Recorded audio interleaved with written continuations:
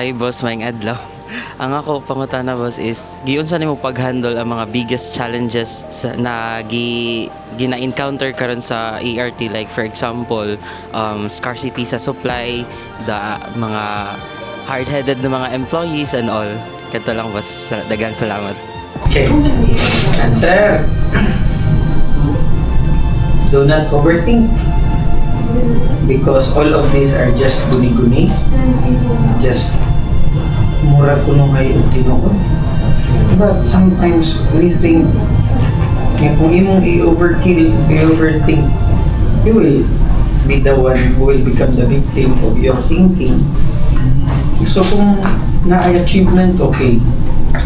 Kung trahedya, gawaton gyapon.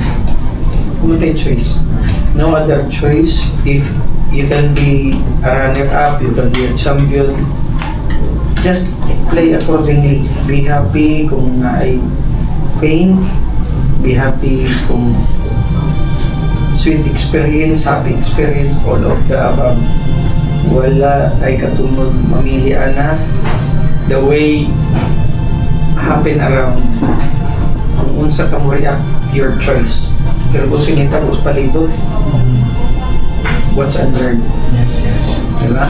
Hindi man nato ma-predict o di man nato ma-dictate ang tanang paghitabo sa gawas, but the way we comprehend things, it is our choice.